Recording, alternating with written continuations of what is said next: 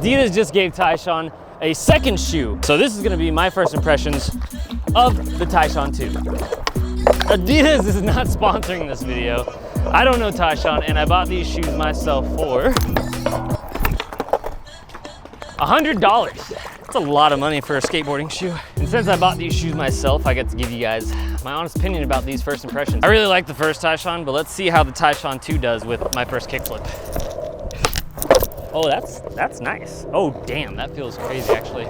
I can hear the flick like really hard, like the whole upper is made out of this leather.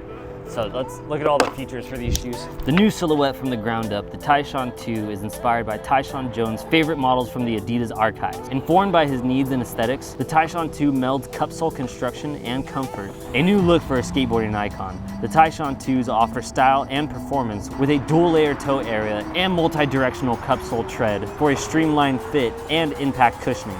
I'm gonna warm up here and get a solid session first, and then I'm going to skate these another day, and I will check back in with you guys and let you know what I think about these. After yesterday's session, I noticed a few things about the first time skating these shoes. These shoes have a weird fit. It feels like they're almost too tight, but then the whole time that I'm wearing them, they still feel like they're loose.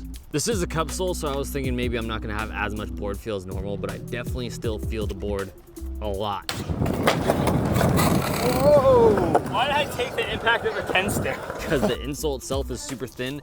That little orange dot that looks like it's filling out the entire midsole isn't really that much impact protection, but it seems like it's enough impact protection for me just jumping down some stuff here and there. Oh my God. I skated the double set a little bit yesterday. I didn't film it. And it wasn't too bad when my feet hit the ground. Another thing I realized is that just after the first session, the leather on this upper is already starting to wear, where I can visibly see the shoe starting to wear down. Like, it looks like it's orange underneath the white a little bit, which is kind of cool. But at the same time, I don't want it to wear that fast. I feel like I'm gonna blow through this toe cap faster than anything else on this shoe. Real quick, by the way, have you seen this? This is the number of people that subscribe to my channel. It's really small. Not a lot of people do. And now, you know what? Honestly, I don't like asking. I feel stupid to ask. I don't like doing this. It feels like online begging. But if that's what I need to do, please don't do it. You don't gotta do it. Just real quick. Okay, real quick, please just do it. But like, it doesn't matter, it's fine. You don't have to do it. But you could totally do it. It takes no time at all. You just, right there. So now I'm gonna set up my new board. I put on my biggest Adidas black t-shirt, and I'm gonna have a sesh here before I tell you guys my final thoughts on these shoes. After skating these for the past 2 days, I've been hyped, but then also have a couple things that I want to tell you.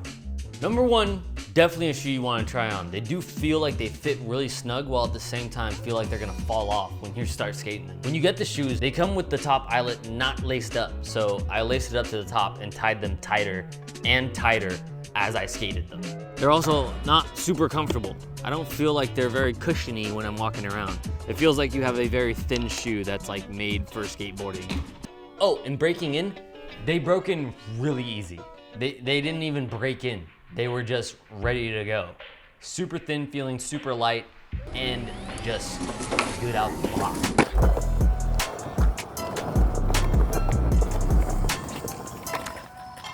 The tread on the bottom of these shoes is almost like a Nike tread. It's super grippy and super squeaky. The tongue on these feels like a Booznitz tongue. It's wide and pretty big. These shoes are actually really easy to take on and off. You don't have to undo the laces and redo the laces. You're able to slip your foot in and out of it pretty easy. Today, while I was at Pooh's, I was jumping down some stairs for a little bit. It's actually the only thing I filmed today. I didn't really film that much skating. I just skated and had some fun. And then I was like, I need to film something, so I filmed like one line. In that line, I ended up jumping down that 4-stair a couple times, and the impact protection was fine.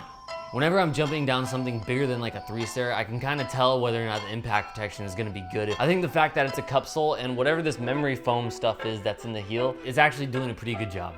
The flick with these shoes is super good. In addition to skating these new shoes, I set up a new board today, and it felt amazing while I was skating. I don't know if I just had a really good day skating, or if I had a really good shoe to skate in, but I had a really good time.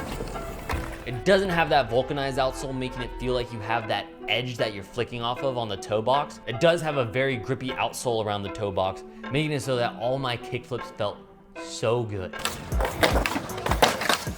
at this kickflip, dude. I mean, like, it's not sick because it's just like on a 2-stair, but I felt You know, like when you do a really good kickflip and you're just like, damn, look at me go, dog. Look at me out here kickflipping down 2 stairs. All my heel flip tricks felt good, but I didn't feel confident with them. The outsole on the shoe feels like it's really thin, so you have a lot of board feel, but it also made me feel not confident with my heel flip tricks. I think if I just keep skating these for a little while, I'll probably feel just as confident with these as I do with any fat cup sole shoe that I skate. Oh my God! When I skate with a cup sole that feels like it's super high up and my foot's down in the outsole, I feel really confident with my heel flips, and they feel like they flick easier. This is a pretty low profile cup sole, making me feel less confident, but my heel flip tricks still feel super solid. With all those things being said and all the great times that I was having, I actually don't think that you should skate in these. These shoes felt amazing while I was skating, and they look really dope, but they're made out of leather.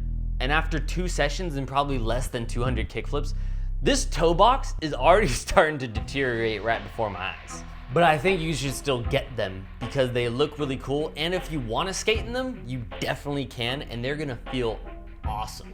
That's crazy. This should not happen. This should not happen. $100, 2 sessions? No. No, no, no, no, no. Step it up, Adidas. Make this shoe out of suede. Make it out of suede. I'm gonna keep skating these shoes, and I'm gonna make another video updating you on how they're doing. And if you go in the link in the description, you have some high quality shoelaces that are not gonna break as fast as these are gonna break. And also the best skateboarding insoles you could possibly have in skateboarding. And I'm not biased. I just took 2 years to make them, so of course I'm gonna think they're awesome. And I love you guys. Peace.